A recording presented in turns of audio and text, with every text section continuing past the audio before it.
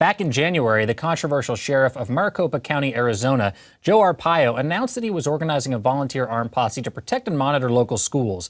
Spurred to action by the events in Sandy Hook, Arpaio, who calls himself America's toughest sheriff, enlisted over 3,000 regular people, many of them retirees, to be a part of his civilian task force. They're allowed to wear sheriff's uniforms and drive marked cars, and 500 of them are even certified to be armed. Speaking to ABC News, Sheriff Joe explained his motivation behind these posses.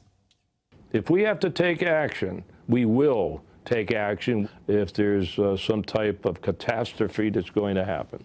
Now, the Maricopa County Sheriff has announced that he plans to expand that posse. According to Phoenix public radio station KJZZ, Arpaio says the armed posse has been popular with the public and that he plans to further the operation soon. Although Arpaio has said this is no substitute for armed school resource officers, ABC News reports that after the tragedy at Sandy Hook Elementary, Arpaio decided to take matters into his own hands.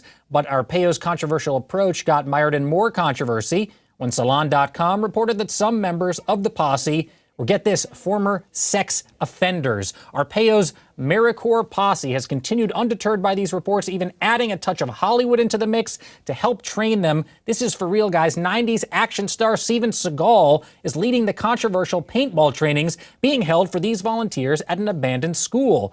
Washington News caught up with Seagal at one of those trainings. Take a look. Yeah, you're not doctors and lawyers, you're cops right now. When you yell at somebody, get down on the ground, they got to do it. If they don't do it, you got to make them comply. Quick. For every second that goes by, you could be losing children, okay? Yes, sir.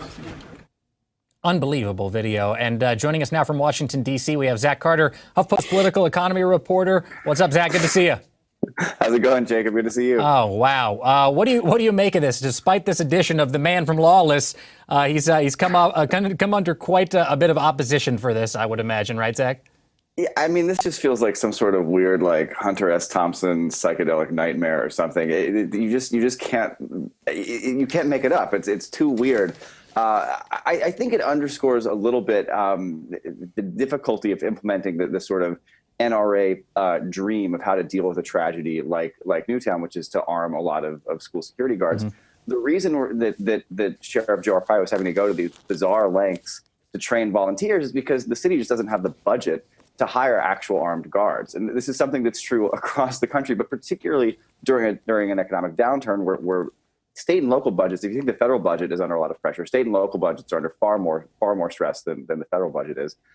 They just don't have the money to hire people. If they had, if they could hire dozens of cops to cover schools all the time, a lot of them probably would. And I think, the teachers unions have had different thoughts on whether or not that is a good approach to take to a tragedy like Newtown. But there just isn't a whole lot of money available. And so these really bizarre tactics like this training program that Sheriff Joe Arpaio is developing right now have been taking place.